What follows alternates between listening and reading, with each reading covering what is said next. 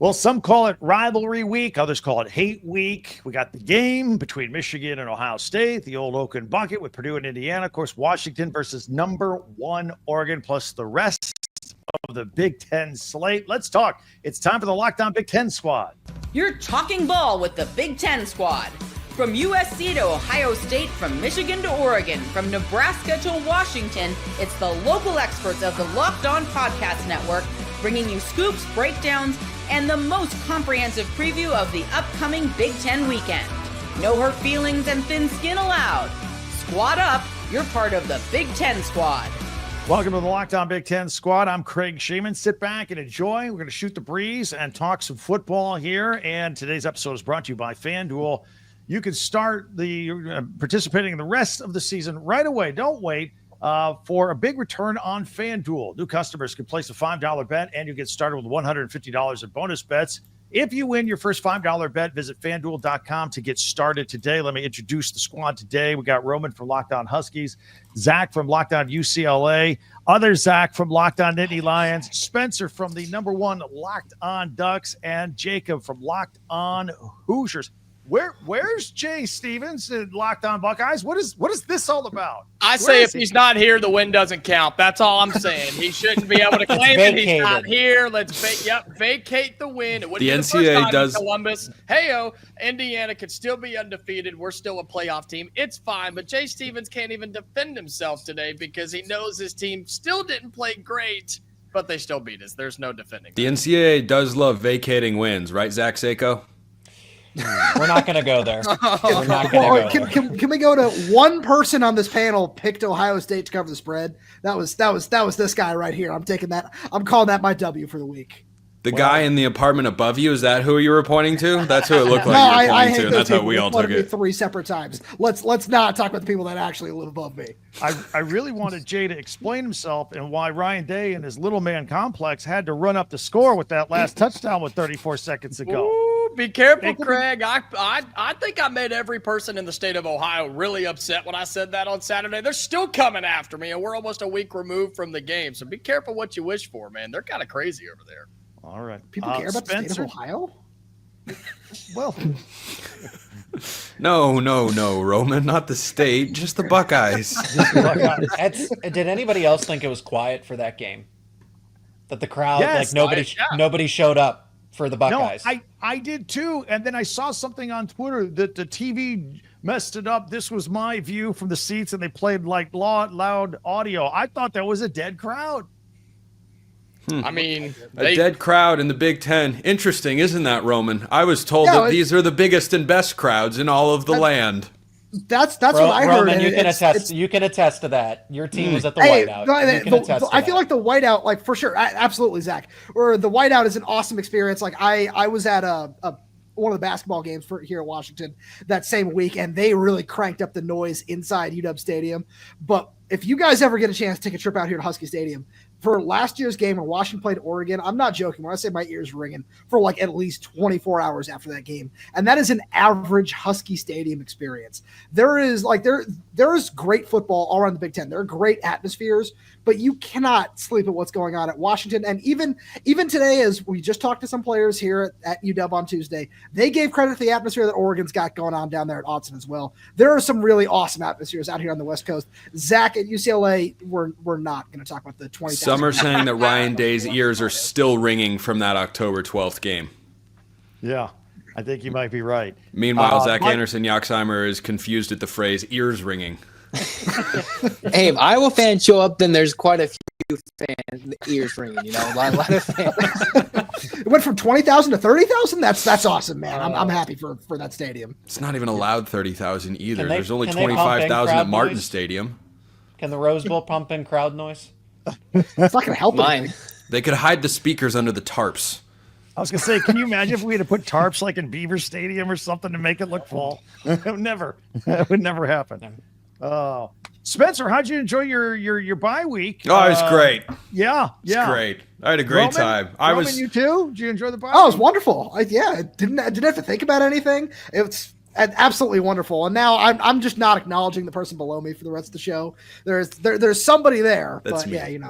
they were spelling an M earlier for whatever reason. I don't understand that. No, it's a dubs down sort of deal. But the SEC yeah, Craig, would hate that, Spencer. I was watching all ban the. you. I was watching all the chaos unfold across college football, and I had this great setup in my office. TV had one game, computer another, phone another, and I was by myself. Like, it was just pure college football bliss. And I was really comforted by the fact that my team wasn't involved in any of the chaos from Saturday. It was great. Like, I was watching Texas A&M Auburn going, boy, I sure would hate to be a Texas A&M fan right now or an Auburn fan. And guess what? I'm not. All good. Well, and you can still kind of have a stress-free game this weekend, whether you win or lose to Washington. There's no going to be against Washington. There's going to be no repercussions. You still go to the Big Ten championship game. Okay. Let's slow down. Nationally, I've talked about this on my show this week, and it's a fair point to raise. Nationally, there is no pressure on Oregon to win this game. There really isn't, because they can still win the Big Ten championship because they're going to that game. They can still get a first-round bye if they win that game. The only downside there as well, if they were to get upset by Washington, then lose to Ohio State, maybe they wouldn't get a home playoff game. Maybe it'd be a road playoff game instead. But that would be small potatoes on the minds of Oregon fans if they lose this football game. All the pressure is squarely on the Ducks, and Dan Lanning has got to beat whoever is coaching or playing for the team that wears that W on the side of their helmets. Dan Lanning's got to beat them this week. No ifs, ands, or buts about it. Roman? That person down there is absolutely right. You see that logo behind him? That O? That person? You mean that team out west? That one? No, we're not. That team down south. That's how many wins Dan Lanning has against Washington. And it's been wow, wonderful. That was clever. I've never heard that before.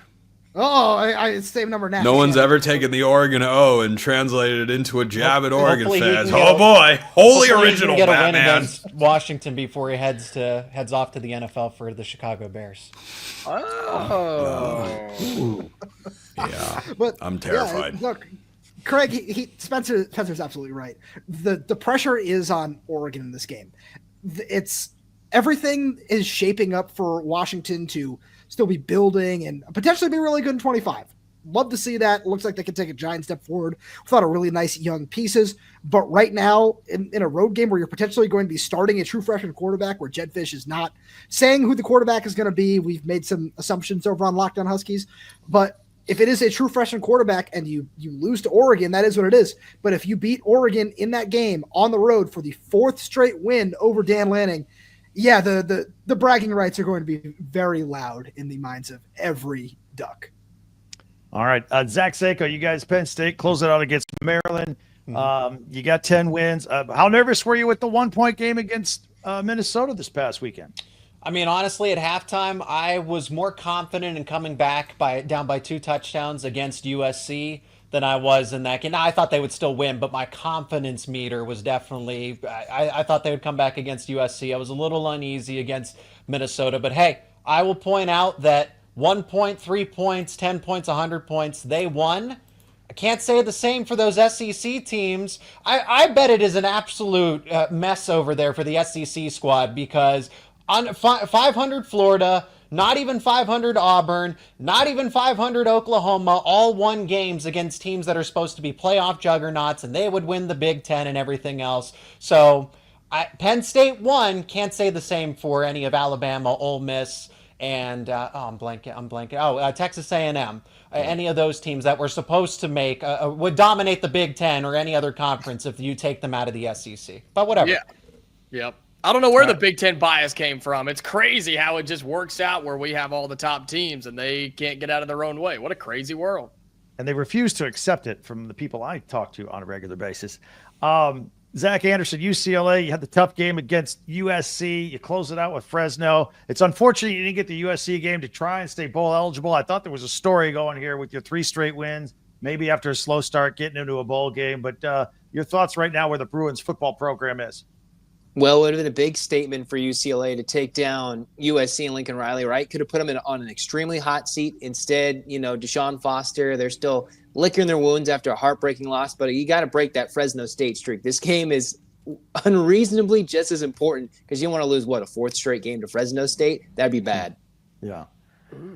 Jacob, how many points are the Hoosiers going to beat 1-10 Purdue by? I hope 1 million. I hope a lot. They're so bad. Jacob, it's not going to be that close. Come on. Oh, yeah, you're right. Look, 2 million. It's always fun to appreciate that. Is that the first time you've picked us this year, Spencer? I think it might be. Oh, no, against UCLA. He chose. he probably yeah. picked him against Washington too. Yeah. Zach remembers, and against Washington, and against a bunch of other teams. I had you guys beating Western Illinois. I mean, come on. Wow, appreciate that, man. Appreciate that. No, it's always fun to play. Savant. Always fun to play Purdue. Always fun to beat Purdue. The fact that it was opened up as over a 4-touchdown favorite tells you all you need to know about who we are and who they are. I'm happy with where we are, even with the result against Ohio State. So, yeah, this game's in Bloomington. We'll win by 2 million, according to Spencer McLaughlin. I do have a question about the it's always fun to play Purdue. It's always fun to beat Purdue. Is it really fun to play your rival when you lose? I mean, it's been a few years. I think it's just fun to beat your rival, and that's kind of it. I was going to say, Spencer, you can attest to that as well as anybody. All right, Craig, next segment. He's got to go. Is this All where right, Spencer we'll leaves? see what these guys think Yeah, about probably. Michigan, Ohio State, and USC Notre Dame as the squad continues. Want to tell you about FanDuel. That's right. You can tackle the rest of the NFL season with FanDuel, America's #1 sportsbook, because right now new customers can bet $5 and get $150 in bonus bets if you win. The FanDuel Sportsbook app gives you everything you need to place live bets on the NFL all in one place. So when you get a hunch in the middle of the game, you could check out the latest stats right there. Check out some play-by-play, some scores right there where you put all your bets in. So just visit FanDuel.com and join today. You get started with $150 in bonus bets if you win your first $5 bet. That's at FanDuel.com. Never waste a hunch and make every moment more with FanDuel, an official sportsbook partner of the NFL. Back on the squad here. All right, Big He's Ten. still let's talk here? about it. Surprising. Spencer's still here? Yeah, that's right. I've got thick skin. Thick skin. No That's what thin the intro skin allowed. says. The intro told me. Steel. This is 3-inch reinforced steel right there. Valyrian steel? Obviously. How much plastic surgery? Only as much as Wolverine in the original X-Men movies. Okay. All right, nice segue. Speaking of the Wolverines, does anybody here think that they keep it close No. against Ohio State? 11 out of 10. Okay. I thought you were going to say win. I was like, all right, if we're going to go into absurd conversation, sure. Why not? Let's just go into any conversation possible. No, I actually do think Michigan is capable of keeping it close. That Ohio State offensive line is fine. I don't think it's bad, but you can't lose 2 starters and be the same caliber unit you were at the start of the year, or else those guys behind them would have been the starters to begin the season, obviously. So the Michigan defensive line is nasty. Davis Warren is a much improved quarterback. Colston Loveland is good. They still can't really throw the ball to a wide receiver on a play that isn't a screen pass, but could Michigan run the ball and kill the clock a little bit, keep it close? Sure. They could only lose, 31-10 or something. Okay. All right. Well, most of you guys' teams have played Michigan. That starts out. Roman, what do you thought? You think they can keep it close, or is this a blowout? No, I've got this as a blowout, and Spencer and I've had this discussion before. I take great issue with the statement Davis Warren is a massively improved quarterback. Like, first of all, it's hard to just improve from, or it's hard to get worse from the situation they were in earlier on in the He season. didn't get worse. Yeah, because it's impossible to get worse from where they were. On top of Yes. that, like you still can't throw the ball to a wide receiver. How are you going to say that's an improved passing game? These are just the little things I take issue with in that. Oh, he's got Colston Loveland. Yeah, that's Michigan's not, He's really good. I'm just sick. You're like, how is he going to throw the I'll ball? give that. Well, he's I don't know. awesome. Oregon. He also Oregon's has pass the college defense has been- football video game cover athlete to dump it off to. Come on. But That's a backup running back that they put on the cover. What I know. schmucks designed that game, huh? Yeah. EA. I question. played for 3 hours today.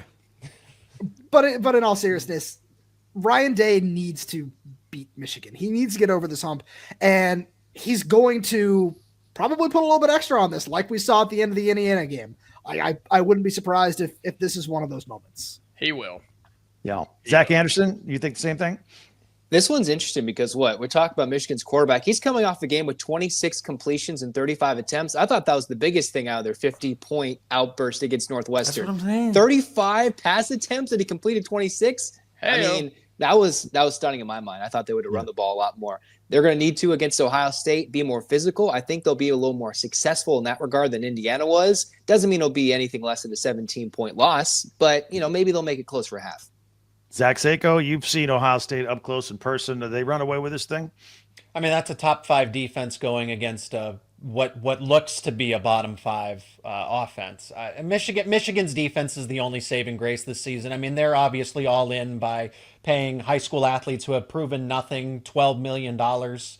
So I also think that Ryan Day understands how far it will go if he wins by 28, 20, 35 points. Like this is a statement game for Ohio State just to get revenge. They can kick Michigan while they are down, and then maybe there's repercussions of the sanctions in the future, right? So Michigan seems invested in other places. Ohio State can definitely get some brownie points back by beating up on the Wolverines. I don't think it's close.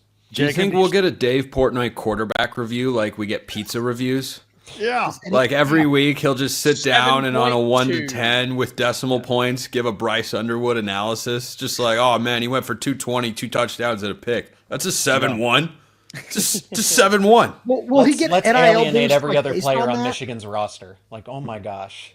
Will he Jacob, get what, what do you Roman? think? Indiana NIL beat boost. Michigan by 5. Ohio State ran He up the should. score of the Hoosiers, so it's hard to get a gauge. What do you think?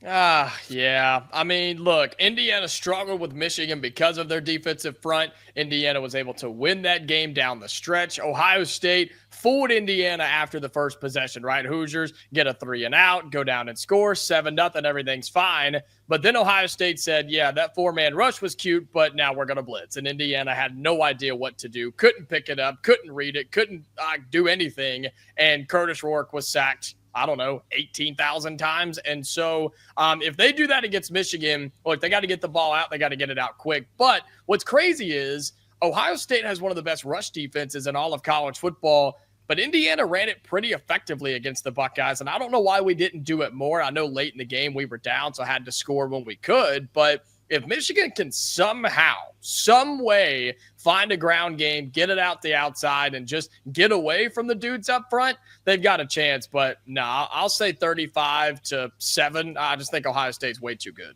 27-10. 27-10? All right. What's the spread on that, right? It's like a 20 20 and spread. a half. And the over-under's low. When you get a big number in a rivalry game, take the points. Unless it's Purdue and they suck. So let's just take Indiana to cover. Good call. That is a good call. Yeah, and hopefully Indiana hasn't beaten them in like 4 or 5 years, though. We got to get Bucket back to Bloomington. We're fine, Craig. I promise. We're good. We're all No right. hangover game. No, we're gonna be just fine. Signetti's got a new contract. Oh. We got the stands gonna be full. We're gonna be fine. By the way, Jacob, I need your instant reaction to Will Howard putting out the cigarette and stepping on it on the ground. As just reenacted by Spencer, if you didn't see. Yeah. For those of you on audio, thank God you didn't have to see that. Yeah, it was fine. I mean, whatever. I have no. Well, let me ask you this: was the running up the score because Ryan Day said, "Hey, I wanted to leave no doubt." Was that leave no doubt to Michigan since they lost Indiana, or was that leave no doubt to Curt Cignetti for all his talking at the basketball game last year? That was leave no doubt for a playoff committee in case they slip up somewhere, just to make sure that they get the ranking that they want to. Give me a break. They're going to beat Michigan by 1 million, and then they're fine. If Ryan Day is intimidated by Curt Cignetti and what he said at a basketball game 8 months ago, then you've got your priorities wrong. Congratulations, you win. But come on, man, we're talking 2 different levels right here. An Ohio State coach, what he's making and what he's had the ability to do and hasn't done compared to Curt Cignetti, not even a year in. Come on, dude. Jacob, have you ever worked in politics before? Because that was the greatest press secretary answer I've ever seen. Craig gives you a binary choice, and you just reject the premise of the question. Just completely throw it away, and then if someone says, no, I want to ask this question, I've already answered that. Yeah, you over there. Yep, that's all the time we have today, folks. Thank you. Jacob 2028. Wow, there we go. Hey, all right. We got 3 votes. Speaking of now, all Zach, right, I hope you know he's not old enough to run. Like, please tell me you know that. Yeah, but I didn't say just for president. making sure. I didn't say for Craig on the other hand. That's true. He didn't say that. Craig on the other hand. Yeah. I'd vote for Craig. The old man. Craig has to deal with us. He's got my vote. Yeah. Thank you. If you can deal with the Big Ten squad every week, you can handle any world crisis. If you can deal with Spencer every single week, you can handle any crisis. Yes. There we go. All right, you heard it. We still got to talk about USC Notre Dame when we come back. We'll continue here on the Lockdown Big Ten Squad.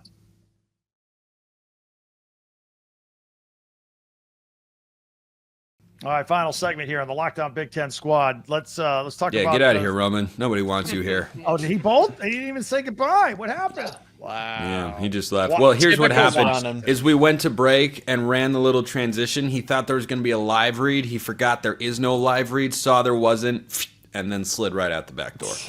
Thank you. All right, let's go round robin here on the USC Notre Dame rivalry here. Let me ask you this. If Notre Dame loses this game, and I don't think they're going to, do they fall out? Are they yes. You couple that? They should. Yes. They absolutely should. Because here's where Notre Dame is at. They should be on Dark Knight Rises level exile thin ice. Because they have a home loss to Northern Illinois. That's not the best team in the MAC. Not that's even a good MAC team. That's just a capable team in the MAC. So that loss should be more punitive than a win at Texas A&M, which they should get full credit for because it's a great win. But at best, those things should cancel each other out. And still, I think that should be 60-40. The loss should hurt them more than the win helps them. Unequivocally. So if you add another loss in there, I would put in a 3-loss SEC team before I put in a 10-2 Notre Dame. And remember, they're not in a conference. So. Correct. So they're not going to play a conference championship game, which means they're not going to be punished in any way. You're also not rewarded in any way. They're just going to sit at home. They're going to watch everybody else, and they'll say, yeah, put us in wherever. And do we really think that a capable Notre Dame team will ever be left out of the college football playoff? Come on, that logo, that brand, the money. No, they're never going to be left out unless they have 5 losses. They won't be, though. I agree with Spencer. I'm with Spencer. I think they should be. I think they should be penalized at some point. Maybe not this year, whatever. But they should get to the point where they get penalized and they go, hey, we got to get into a conference. That's what I'm tired of their little special rules. Yeah, I agree. I don't disagree. I'm just saying that if they go 11-1, fine. In the 12-team era, you get to make the playoff. In the 4-team era, we wouldn't have allowed for that, but we've expanded because it's better now, right? So I think that Notre Dame is on high upset alert this week. If you had a dog like the bomb sniffing ones they have at the airport, but you had an upset sniffing dog and it was just poking around, it would signal to its commanding officer, up over here.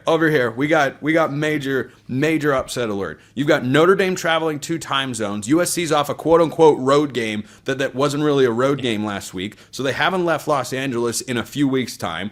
Jaden Maiava is playing all right, and Lincoln Riley needs a win to remind his fans that he's still capable of winning a decently big college football game, because I'm sorry, Zach Anderson-Yoxheimer, beating UCLA doesn't really count.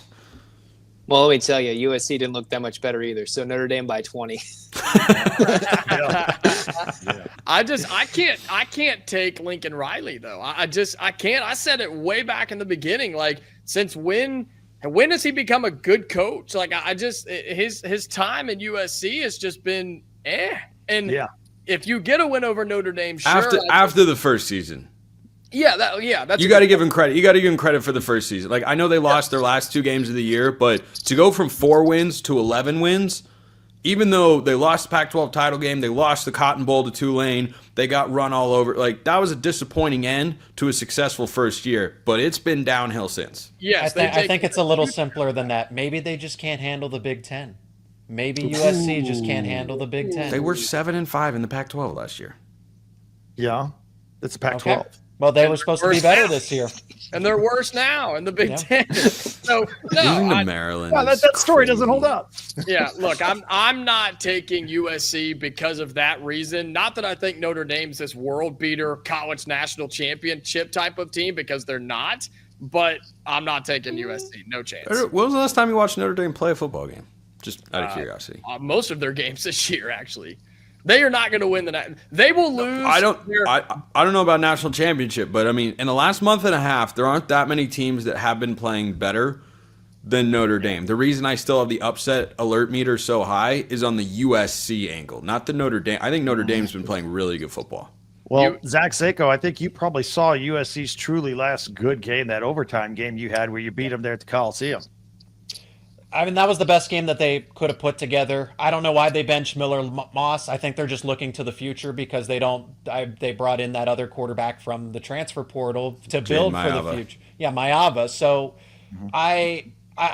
Lincoln Riley sold out on this season and said, we're just going to build for the future because Miller Moss was actually one of the better quarterbacks. You look at the analytics, you look at the statistics. He's the fall guy in this case. So, yeah, I mean, I like Notre Dame in this game. I don't think USC beats them. Notre Dame has, I think, the second best defense in terms of yards per play or yards per play allowed. So I'm gonna side with that. I'm gonna side with the top 5 defense. Okay. You guys enjoy your weekends and the games, and have a wonderful Thanksgiving with all your families. You guys do a great job. To our audience out there, follow these guys. Follow, share, like. Except Jacob. Shut up, man. I thought you were going to say Roman, but okay. At least you get, Jacob's here to defend himself. Roman's just not here. I've been hurt enough, Spencer. Stop. You can follow and subscribe to your You're gonna favorite make the Big Ten playoff. team. We'll be covering all your favorite teams every day throughout the season. Don't forget, I got you covered with the entire conference with Locked On Big Ten. I'm Craig Shemon, part of the Locked On Podcast Network, your team every day. See you. Interrupt Craig one last time.